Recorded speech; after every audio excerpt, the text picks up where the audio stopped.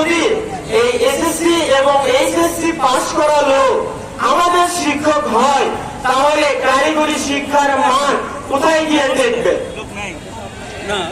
তারা যদি আমাদের শিক্ষক হয়, তাহলে আমরা হাতে কলমে বা তাত্ত্বিক ভাবে কি জ্ঞান লাভ করতে পারবো? এটা আমার প্রশ্ন সারা বাংলাদেশের 49টা পলিটেকনিকের স্টুডেন্টদের প্রশ্ন।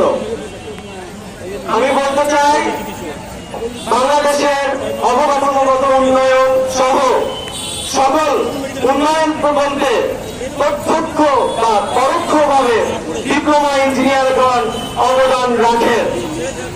এখন এই ক্রাফট ইন্সট্রাক্টররা যদি আমাদের শিক্ষক হয়ে আসেন, তাহলে আমাদের শিক্ষা, কারিগরি শিক্ষা ধ্বংস হয়ে যাবে। কারিগরি শিক্ষা যদি ধ্বংস হয়ে যায়, বাংলাদেশের এ সকল অবকাঠামোগত উন্নয়ন, সকল উন্নয়ন প্রকল্পে ব্যাঘাত ঘটবে। আমি স্পষ্টভাবে জানিয়ে দিতে চাই সংশ্লিষ্ট কর্তৃপক্ষকে, আমাদের যে 6 দফা দাবি, এটা যৌক্তিক একটি দাবি।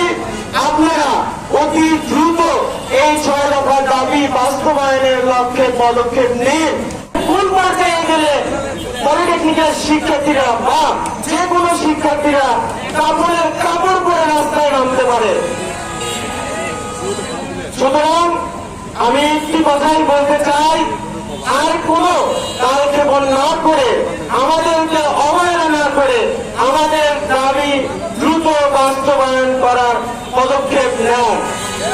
যদি তারা না করেন, যদি কালক্ষেপণ করেন, আমি বলতে চাই, যতক্ষণ পর্যন্ত না আমাদের দাবি বাস্তবায়ন